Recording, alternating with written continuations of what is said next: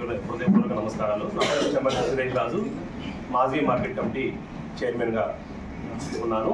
ఈరోజు ముఖ్యంగా ఆకేపాటి అమర్నాథ్ రెడ్డి రాజంపేట ఎమ్మెల్యే గారు నిన్నటి రోజు అక్రమాలపైన అధికారులు, కూటమి ప్రభుత్వం నీతిగా నిజాయితీగా పోరాటం చేస్తుంటే అక్రమాలు ఎక్కడైతే ఉన్నాయో అక్కడన్నీ ఆ కట్టడాలను కూలుస్తూ ఉంటే అక్రమదారులకి సపోర్టుగా వచ్చి ప్రభుత్వాన్ని, మా అధినాయకుడిని, ఎన్డీఏ కూటమైన పవన్ కళ్యాణ్ గారిని, లోకేష్ బాబు గారిని, బీజేపీని మరియు అధికారులపై నానా రకాలుగా మాట్లాడి నేనేదో పోరాటం చేస్తాను, ఉద్యమాలు చేస్తాను అని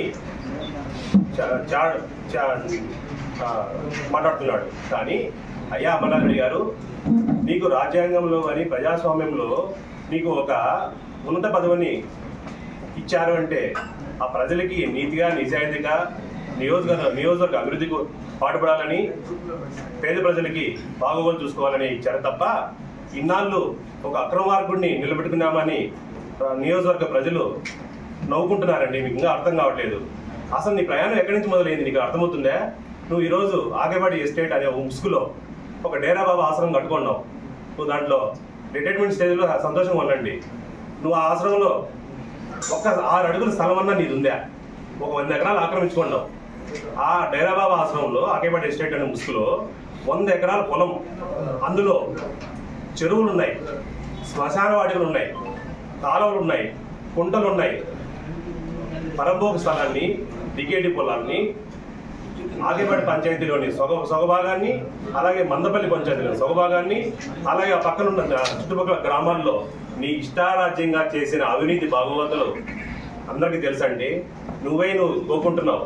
అధికారులరా, తెలుగుదేశం పార్టీ తరఫున మేము చెప్పేది ఏంటంటే నిజాలు తెచ్చండి, పేద ప్రజలకు పంచండి. గ్రామాల్లో, మా చుట్టుపక్కల గ్రామాల్లో ఎస్సీ, ఎస్టీ, బీసీ, ఓసీలోని నిరుపేదలు ఎంతో మంది ఉన్నారు.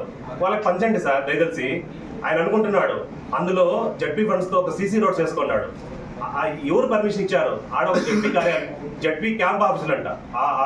ఆ డైరాబాబా ఆశ్రమంలో ఉండేది ఏంటంటే కోళ్ళు, కుక్కలకి, జంతువులకి, గుర్రాలకి, ఈయన వాకింగ్ ట్రాక్కి, పార్కులకి, కుంటల్ని, స్విమ్మింగ్ పూల్ని ఇలాగా నీ ఇష్టారాజ్యంగా చేసుకుని ఎవడబ్బా సొంతం చేసుకున్నావయ్యా అమర్నాథ్ రెడ్డి గారు మీరు?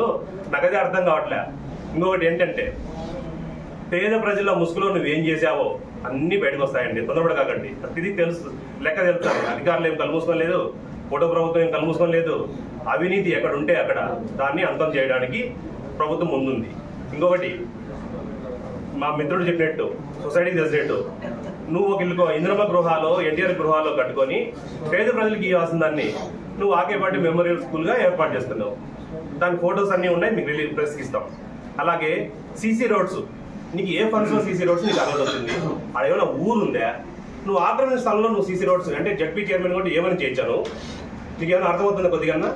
అలాగే 2 జడ్పీ క్యాంప్ కార్యాలయాలు లోపల ఒక ఎస్టేట్, ఆడ జగన్మోహన్ రెడ్డి గారు ఒక రిషికొండలో, వైజాగ్లో రిషికొండలో ఒక ఎస్టేట్ ప్యాలెస్ కట్టుకుంటే ఈయన 2వ ప్యాలెస్ కట్టుకున్నాడు. ఎన్ని ప్యాలెస్లు కావాలండి? ఆ చుట్టుపక్కల ప్రాంతాల్లో పేదలకు ఇచ్చిన భూములన్నీ ఆక్రమించుకొని వాళ్ళందరినీ అక్కడ తరివేసి ఆ పక్కనే ఒక గవర్నమెంట్ ఇచ్చే ఇల్లును వాళ్ళకి ఏర్పాటు చేసి వాళ్ళకి 1 సెంటు 2 సెంట్లు ఇచ్చేది. ఆ ఊసులు 100 ఎకరాలు ఆక్రమించింది. ఇది చాలా రోజులు జరగదండి. మీ ఆటలు కట్టుబెట్టి ప్రభుత్వం మీద, తెలుగుదేశం పార్టీ నాయకుల మీద, అధికారుల మీద మీరు జాగ్రత్తగా మాట్లాడితే బాగుంటుంది. సంతోషం. Thank you.